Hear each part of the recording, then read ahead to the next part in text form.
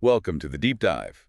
Today, we're going to be talking about Young Frankenstein. Oh, Young Frankenstein, a classic. Yeah, it's a Mel Brooks film from 1974, black and white. A loving parody of the classic Universal monster movies Right. with a comedic twist. With a comedic twist, yeah. Gene Wilder Gene Wilder. as Dr. Frederick Frankenstein, Yes. pronounced FRAHNK-en-steen. Frankenstein, that's right. To distinguish himself from his grandfather. Yes, he's trying to distance himself from his family legacy, but of course, fate has other plans. That's right. And he inherits the family estate in Transylvania. A spooky, atmospheric setting. Right. Perfect for mad science and monster making. We've got Igor, the hunchbacked assistant. Oh, played brilliantly by Marty Feldman. With those unforgettable bug eyes. Right? Yeah, that shifting hunchback, always a source of amusement. Yeah, what side is it on? And then we have Inga, Right? The charming... the lovely lab assistant, played by Terry Garr. Yeah. So the film pays homage to the original Frankenstein story. Mary Shelley's classic novel. But it also subverts those expectations in hilarious ways. Right. And speaking of the original Frankenstein, we have to talk about the discovery of Victor Frankenstein's secret laboratory. The journals.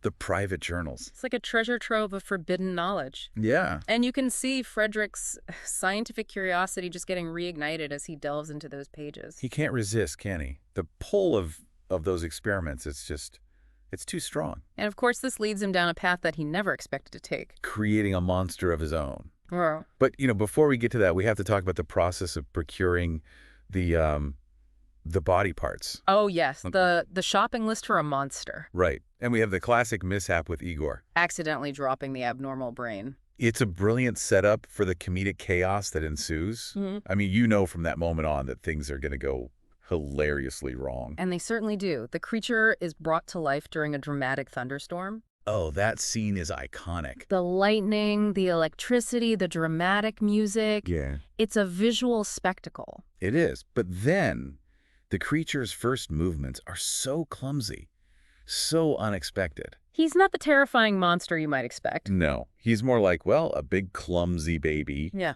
Trying to figure out how to use his new body. And that's where the physical comedy really shines. Peter Boyle, who plays the monster, does an incredible job of conveying both the creature's physicality and his underlying vulnerability. Yeah.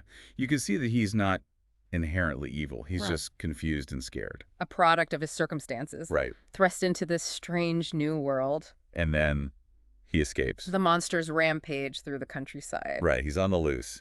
And the encounters with the townspeople are they're a perfect blend of horror and humor. You've got the blind hermit, played by Gene Hackman. Oh, that scene. Trying to be kind to the creature, but everything just goes hilariously wrong. And then there's the little girl, who's not afraid of the monster at all. She accepts him for who he is. Yeah, it's a beautiful moment of innocence in the midst of all the chaos. It reminds us that, even a monster can be seen as human, as worthy of compassion. And that's a theme that runs throughout the film. The idea of what it means to be a monster. Right. Is it about appearance, behavior, or how society perceives you? And Frederick himself, he grapples with this question. Yes, he starts out trying to deny his own monstrous legacy. Right. But he eventually embraces it. In a big way. He shouts it from the rooftops, "My name is Frankenstein." It's a pivotal moment in the film. He's finally accepting who he is, where he comes from. And it's a turning point for his relationship with the creature. Yeah, they start to connect on a deeper level. And that leads to the most iconic scene in the film, Puttin on the Ritz. Oh, that musical number. It's pure genius. It's so unexpected. You've got Frederick and the monster dressed in top hats and tails, performing this elaborate song and dance routine. It's completely absurd, but also incredibly joyous. It is. It's a celebration of their newfound connection. And it completely subverts our expectations. You're expecting something scary, something monstrous, but instead you get this wonderfully silly, heartwarming musical number. It's a reminder that sometimes the best way to confront our fears is to laugh at them. And Mel Brooks definitely knows how to make us laugh. But he also knows how to tug at our heartstrings. I mean, think about the scene where the creature encounters the little girl in the woods. She's not afraid of him at all. She accepts him, plays with him. It's a beautiful moment of innocence and acceptance. And it highlights the creature's own innocence. He's Mhm. not inherently bad. He Yeah. just craves love, acceptance, understanding, just like any other living being. But of course, not everyone is as accepting as the little girl. Right, we have Inspector Kemp. Yeah, the police inspector with the prosthetic arm that keeps popping off. He represents society's fear of the unknown. Yeah, and he's a great example of how Brooks uses satire to poke fun at authority figures.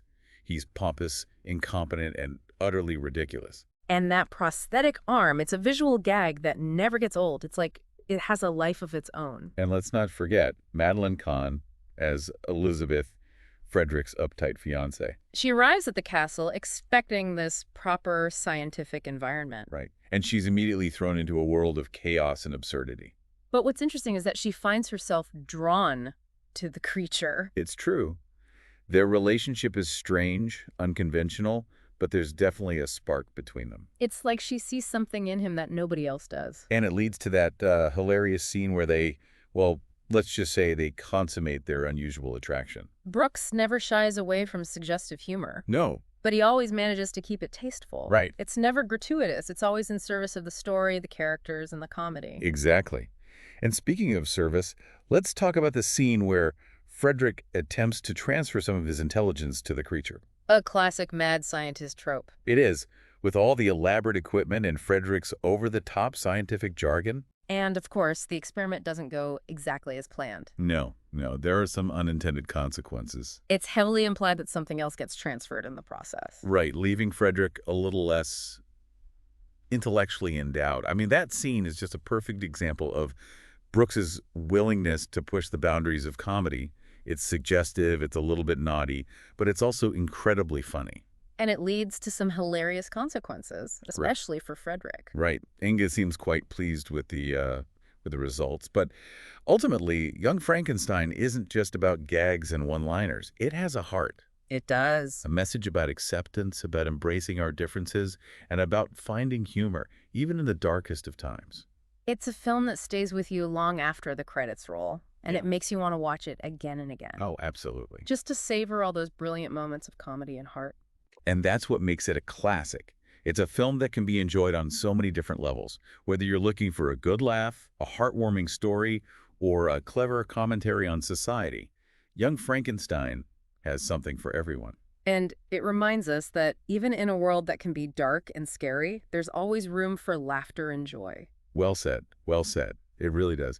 And it's interesting how the film balances those different tones so well. You have the horror elements, the gothic atmosphere, but then it's constantly undercut with humor. Right. It's like Brooks is saying, hey, it's okay to laugh at this stuff. It's okay to not take it too seriously. Exactly. And that's what makes it so rewatchable too. You can appreciate it on different levels each time you watch it. Absolutely. And, we've talked about the humor and the heart, but we also have to give credit to the technical aspects of the film. The cinematography, for instance, is just stunning. Oh yeah, that black and white photography it's just gorgeous. It really evokes those classic Universal monster movies. Right. And the use of light and shadow is just masterful. It creates this eerie, atmospheric world that you just get drawn into. And the sets are incredible too. That castle, the laboratory, they're all so detailed and believable. Like you're really transported back in time, back to that era of classic horror. Yeah, yeah. And speaking of time, it's amazing how well Young Frankenstein has held up over the years. I mean, it was released in 1974, but it still feels fresh and funny today. I think that's a testament to the quality of the writing, the performances, and of course, Brooks's comedic vision. It's a timeless film. It really is. And, we could talk about this movie for hours, but I think we should probably wrap it up soon. Yeah, I think we've covered a lot of ground. We have. But before we go, I just want to say that Young Frankenstein is a film that I truly love. It's one of those movies that I can watch anytime, anywhere, and it always makes me laugh. I feel the same way. It's a true classic. And it's a reminder that laughter is truly the best medicine. Absolutely. It can lift our spirits, connect us with others, and help us see the world in a more positive light. Well said. Well said. And on that note, I think we should probably sign off for today. Yeah, I think that's a good place to stop. But we'll be back soon with another deep dive into the world of film. Until then, keep watching those great movies. And keep laughing. Always keep laughing. So before we go, I just wanted to ask, do you have a favorite moment or quote from the film? Oh, that's a tough one. There are so many great lines and I scenes. know, right? It's hard to choose. But I think one of my favorites is when Igor is showing Frederick the brain he procured for the experiment. Oh, yeah, yeah. And he says, Abby someone. Abby normal. Abby Normal. Classic. It's such a simple joke, but it's delivered perfectly. Right, right. And it sets the tone for the whole film. Exactly. It's absurd, it's silly, and it's just plain funny. It is. And it's a reminder that even though the film deals with some pretty dark themes, at its core, it's a comedy. Absolutely. And I think that's one of the reasons why it's endured for so long. It's a film that you can watch again and again and still find something new to laugh at. Yeah, I agree. It's a true classic. So if you haven't seen Young Frankenstein, I highly recommend checking it out. Yes, definitely. And if you have seen it, why not watch it again? It's always worth a rewatch. And be sure to let us know your thoughts in the comments. We'd love to hear your favorite moments, quotes, anything you want to share. And don't forget to like and subscribe for more deep dives into the world of film. Thanks for joining us. Until next time.